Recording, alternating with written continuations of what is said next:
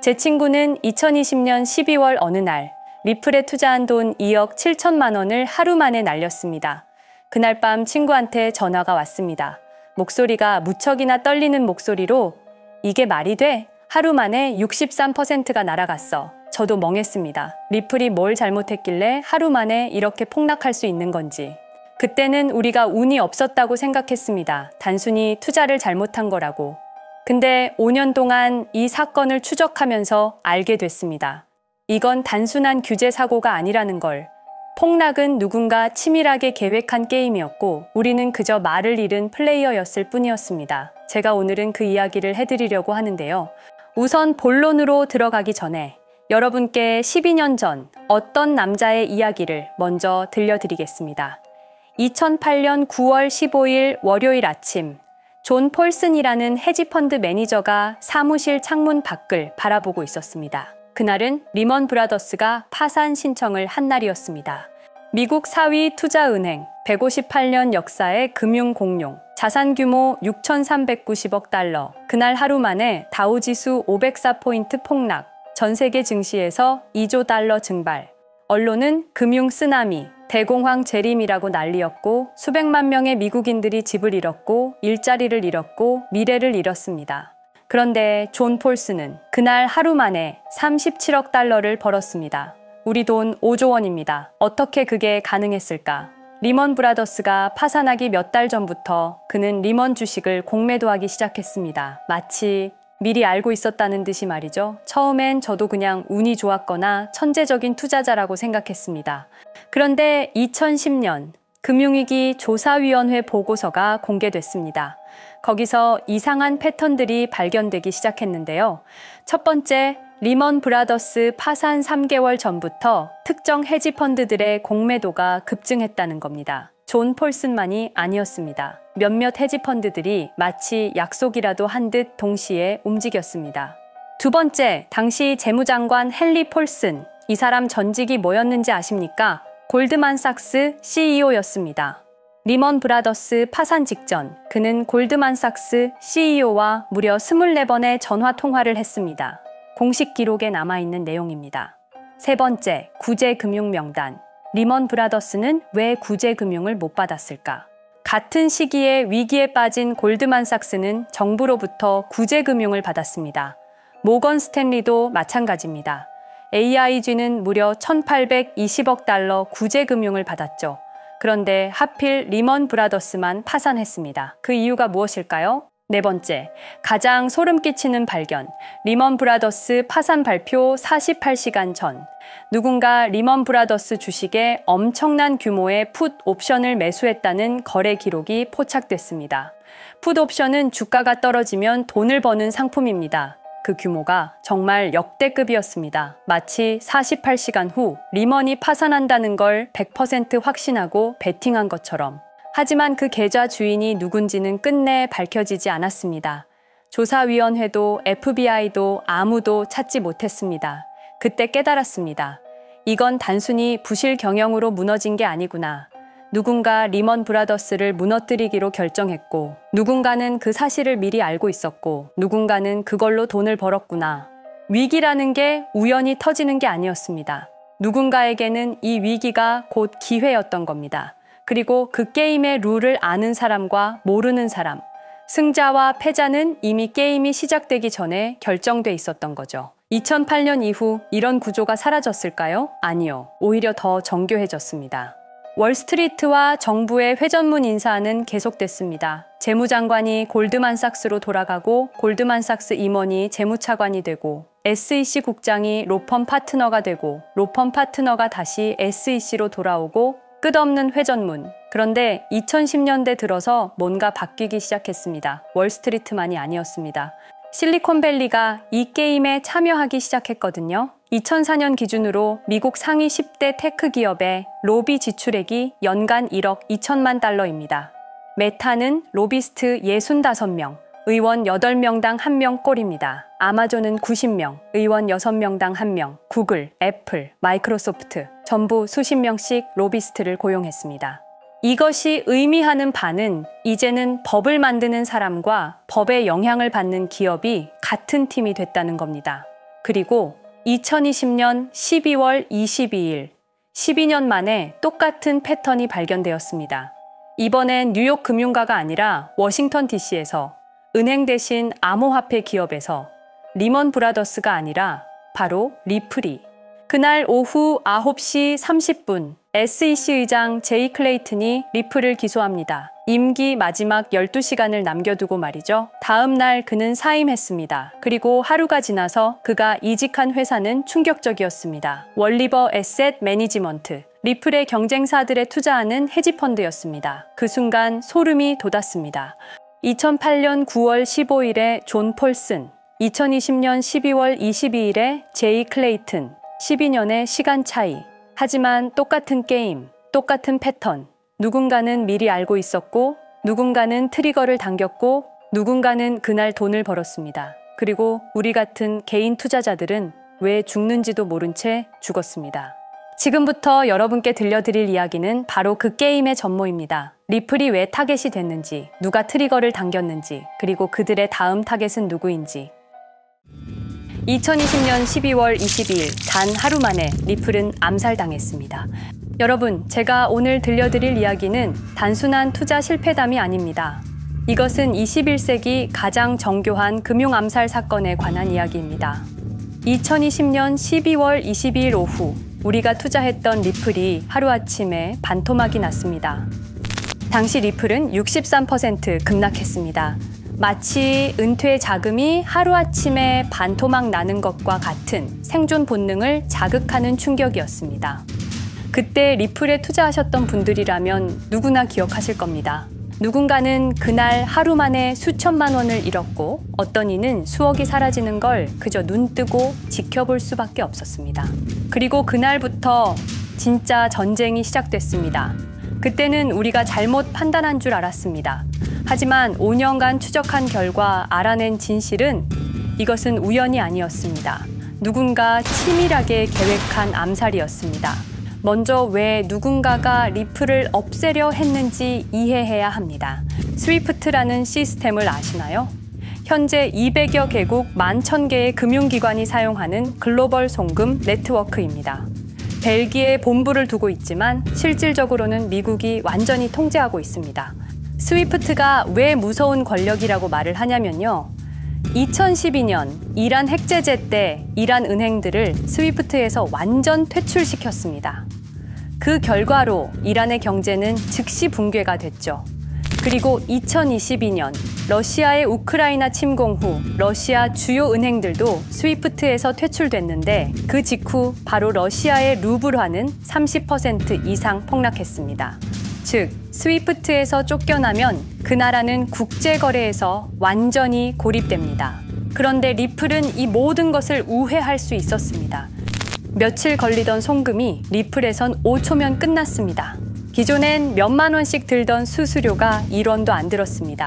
거기다가 중개은행까지 불필요했습니다.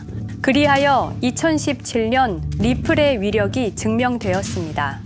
일본 SBI 그룹, 뱅크 오브 아메리카, 산탄데르 은행 등 200개 이상 금융기관이 리플 파트너십을 검토했습니다.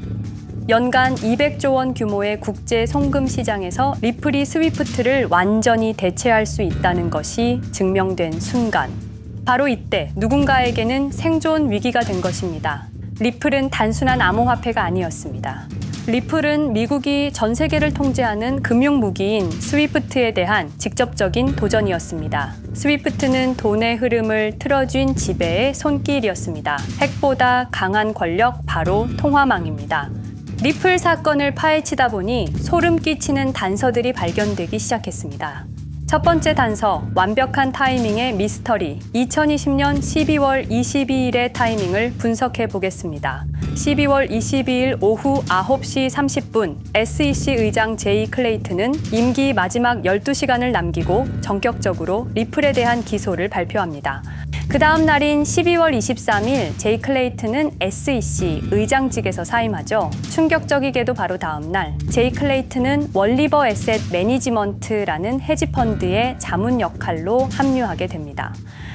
월리버 에셋 매니지먼트는 당시 리플과 라이벌 구도를 형성하고 있던 비트코인과 이더리움에 우리 돈 8천억이라는 거액을 투자한 회사였습니다. 그런데 클레이튼은 리플을 기소한 바로 다음 날 이 회사의 자문이 되었습니다. 두 번째 단서, 이더리움 특혜의 진실. 2018년 6월 14일 SEC 기업금융국장 윌리엄 힘먼의 충격적인 연설이 있었습니다. 현재 이더리움의 제공과 판매는 증권 거래가 아니라고 본다. 그런데 힘먼은 SEC에 오기 전 심슨 대처라는 로펌에서 근무했는데 이 로펌은 이더리움 엔터프라이즈 얼라이언스 멤버였습니다. 더욱이 SEC, 재직 중에도 해당 로펌으로부터 상당한 수입을 유지하고 있었습니다. 반면 리플은 리플 CEO가 직접 만나서 명확한 지위를 요청했지만 시간이 더 필요하다며 3년을 더 기다리게 했습니다. 세 번째 단서, 결정적 발견. 가장 충격적인 단서를 발견했습니다. 2020년 12월 22일 리플 기소 발표 직전에 누군가 대량의 리플 매도 주문을 넣었다는 정황이 포착되었습니다. 마치 미리 알고 있었다는 듯이 말입니다. 이 흔적들을 추적하던 중 예상치 못한 곳으로 연결되었습니다. 실리콘밸리였습니다. 은행이나 정부가 아니라 테크 기업들이었습니다. 그것도 우리가 혁신과 자유의 상징으로 알고 있던 바로 그 실리콘밸리 말입니다. 이 세 명의 인물, 이 세 개의 사건, 전혀 관련이 없어 보이지만 공통점이 하나 있습니다. 모두가 실리콘밸리 금융 네트워크와 직접 연결되어 있었다는 겁니다. 모든 흔적이 한 곳을 가리키고 있었습니다. 리플을 제거한 배후로 의심되는 세력들, 많은 단서들이 결국 이곳을 가리키고 있었습니다. 바로 페이팔 마피아라는 이름의 거대한 네트워크였습니다. 2002년 10월 3일 페이팔이 이베이에 매각되었습니다. 이때 페이팔을 퇴사한 50명 중 38명이 새로운 기업을 창업하거나 거대한 투자를 시작했습니다. 그들은 서로 관계를 꾸준히 유지하면서 창업한 기업에 서로 투자하고 때로는 동업하면서 상호 성장하는 거대한 네트워크를 만들어냈습니다. 2025년 현재는 우리나라의 GDP보다 큰 규모의 자산을 움직이는 네트워크가 되었습니다. 이제 그들은 기업가가 아닌 제국의 지배자가 되었습니다. AI, 국방, 금융, 심지어 법까지도 전부 그들의 손안에 들어왔습니다. 그중 핵심 인물이 바로 피터 틸인데요. 팔란티어를 창업한 사람입니다. 팔란티어는 CIA, FBI, 미 국방부 등의 정부기관에 데이터 시스템을 독점으로 공급하고 있습니다.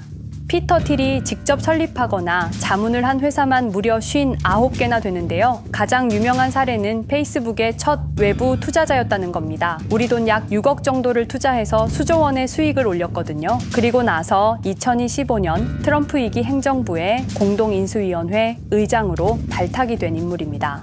2001년 충격적인 9.11 테러 후 그는 우리의 사기 탐지 기술을 국가 안보에 쓸 수 있다며 2003년 펠런티어를 창업했습니다.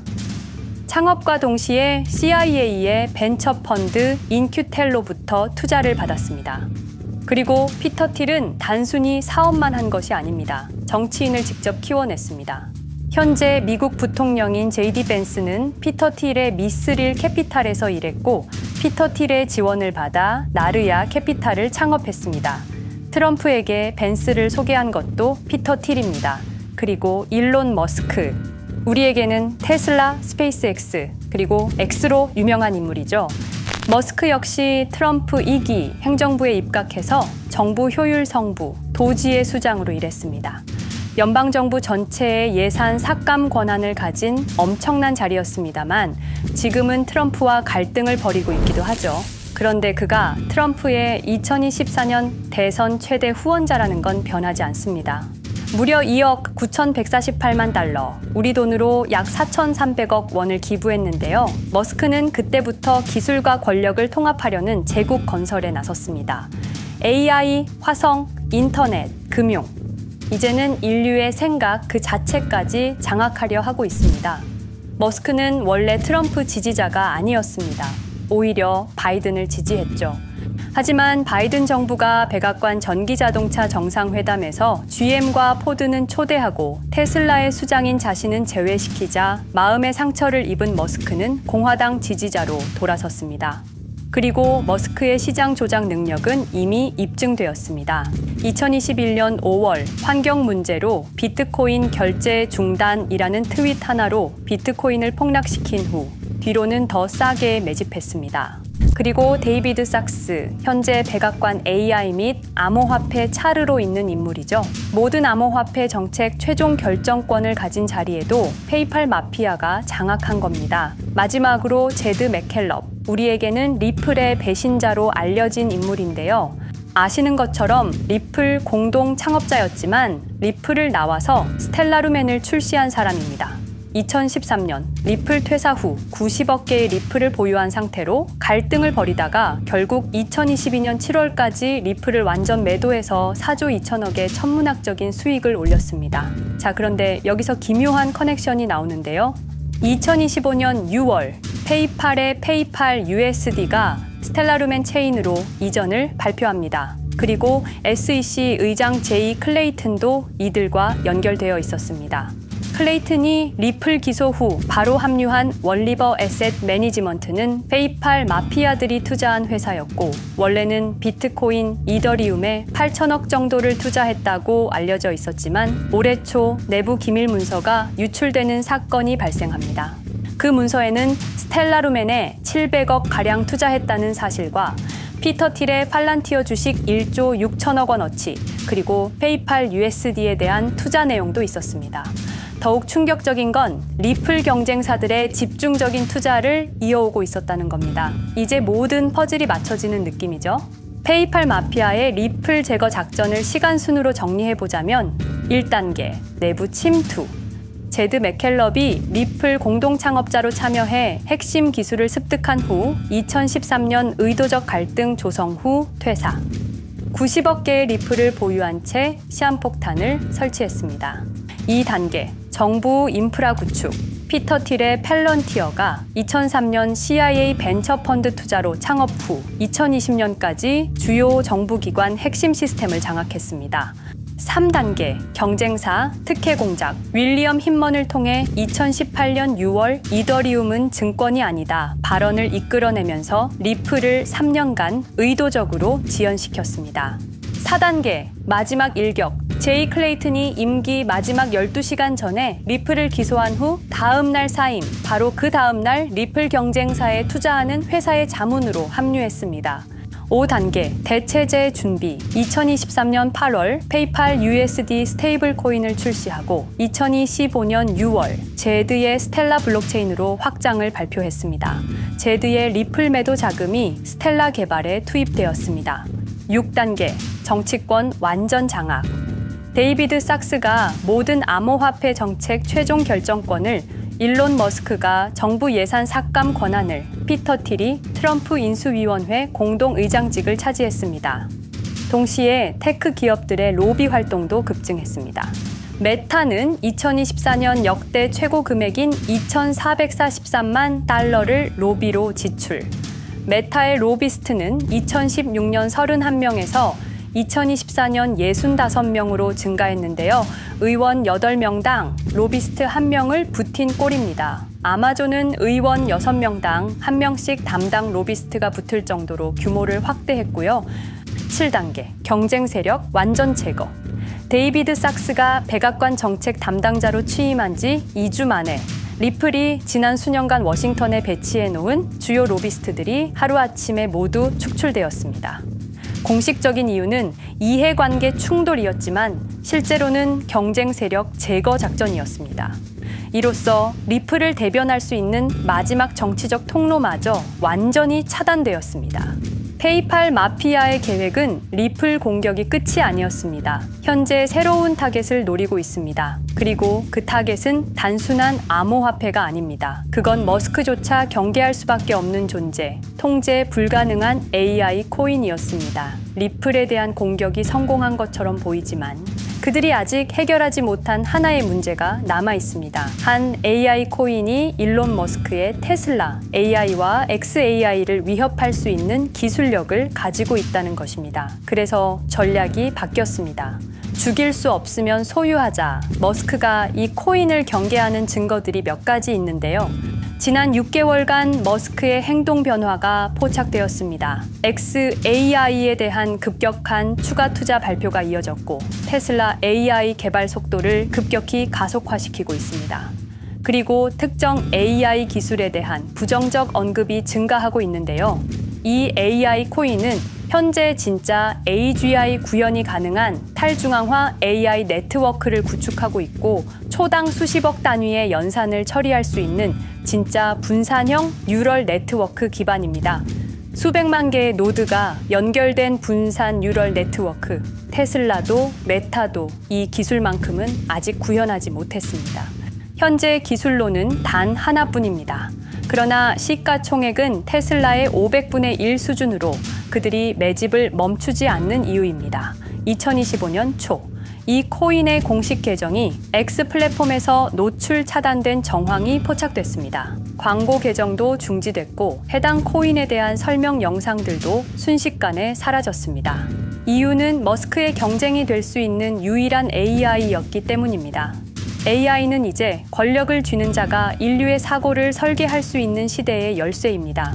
머스크가 이 코인을 완전히 소유하게 되면 그의 AI 제국은 완성될지도 모르겠습니다. 하지만 문제가 있습니다. 그들은 이 AI 코인을 죽이지 않았습니다. 그 대신 가격을 철저히 짓눌렀습니다. 검색에서는 사라졌고 알고리즘은 배제했습니다. 누군가는 관심 없는 프로젝트라고 말합니다. 하지만 진실은 정반대입니다. 지금도 머스크와 페이팔 마피아의 자금이 그 코인으로 조용히 흘러들어가고 있습니다. 가격이 낮은 건 무가치해서가 아니라 그들이 싸게 사고 있기 때문입니다. 그런데 이 AI 코인의 정체를 여기 유튜브에서 공개하려 했지만 치명적인 문제를 발견했습니다. 2005년 페이팔의 웹 디자이너와 개발자들이 동영상 공유 서비스를 만들었는데 그게 바로 지금 여러분이 보고 계시는 유튜브입니다. 체드 헐리, 스티브 첸, 자베드 카림, 유튜브 창립자들도 모두 페이팔 출신입니다. 게다가 일론 머스크는 현재 X를 소유하고 있습니다. 이러한 플랫폼들에서 그들의 AI 제국을 방해하는 정보를 공개하면 검열당할 위험이 있습니다. 그런데 제가 이 코인의 정체를 세상에 폭로한 게 이번이 처음이 아닙니다. 어떤 이유에선지 그 영상은 삭제되었고 이후 채널도 더는 운영할 수 없게 되었습니다. 커뮤니티 가이드라인을 위반한 적은 없었지만 불편한 진실이 다뤄질 때마다 이런 일이 반복됐습니다. 이건 단지 투자 종목 하나를 공유하는 문제가 아닙니다. 이건 우리가 감시와 통제에 맞서 싸울 수 있는 유일한 기회입니다. 영상의 댓글란에 저항이라고 두 글자를 남겨주시고 010-5528-2156 이 번호로 저항 두 글자만 문자로 보내주세요. 그럼 당신은 지금 머스크가 검열하고 페이팔 마피아가 조용히 매집 중인 그 AI 코인의 정체를 가장 먼저 알게 될 것입니다.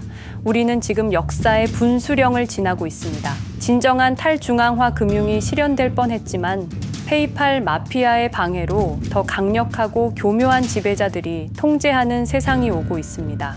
페이팔 마피아가 완성하려는 새로운 세계는 팔란티어를 통해 모든 거래를 실시간으로 감시하고 페이팔의 페이팔 USD를 통해 정부 마음대로 계좌를 동결시킬 수도 있고 차세대 스위프트를 통해 우리의 거래를 통제하고 AI 기술 독점을 통해 인류의 사고방식마저 장악하려는 겁니다. 하지만 완전히 포기하기엔 너무 이릅니다. 왜냐하면 진실을 아는 사람들이 늘어나고 있고 브릭스가 여기에 대한 대안을 만들고 있으며 리플의 기술적 우수성은 여전히 변하지 않았고 아직 머스크가 완전히 통제하지 못한 진짜 AI 혁명의 씨앗인 이 코인이 남아있기 때문입니다. 규제 환경이 바뀌고 진실이 밝혀지면 리플은 언제든 재평가받을 수 있습니다. 리플 홀더들이 당한 것은 개인 투자 실패가 아니었습니다. 이것은 21세기 금융 권력 투쟁에서 일어난 결정적 전투였습니다. 리플은 비록 일시적으로 억압받고 있지만 진정한 탈중앙화 기술은 결코 사라지지 않습니다. 하지만 이 전쟁은 아직 끝나지 않았습니다. 우리가 아무것도 하지 않으면 그들은 모든 것을 가져갈 겁니다. 머스크와 페이팔 마피아는 이 시대 최고의 지배자들입니다. 하지만 그들도 막지 못하는 단 하나가 있습니다. 바로 진실을 알아버린 개인들입니다. 우리는 지금 그들에 맞설 수 있는 거의 유일한 순간에 서 있습니다. 한 통의 문자, 그것은 단순한 신호가 아닙니다. 지금 움직이는 자만이 미래를 차지할 수 있습니다. 지금까지 이 긴 이야기를 들어주셔서 감사합니다. 제가 말씀드린 모든 것들은 사실을 기반으로 하며 대부분 공개된 기록들입니다. 기억하십시오. 우리가 침묵하는 순간 그들의 승리는 완성됩니다. 리플은 억압받았지만 그 정신은 살아남았습니다. 그리고 언젠가 진짜 자유로운 AI가 세상에 다시 등장할 그날까지 우리는 싸움을 멈추지 않을 것입니다. 010-5528-2156 이 번호로 저항 2글자만 문자 보내주세요. 이 정보는 지금 공개적으로 전할 수 없습니다. 저항이라는 신호를 보내주신 분들께 제가 직접 확인 후 순차적으로 보내드리겠습니다. 당신의 작은 선택이 우리 모두의 미래를 바꿀 수 있습니다. 지금이 바로 우리가 다시 시작할 순간입니다. 저항에 동참해주세요.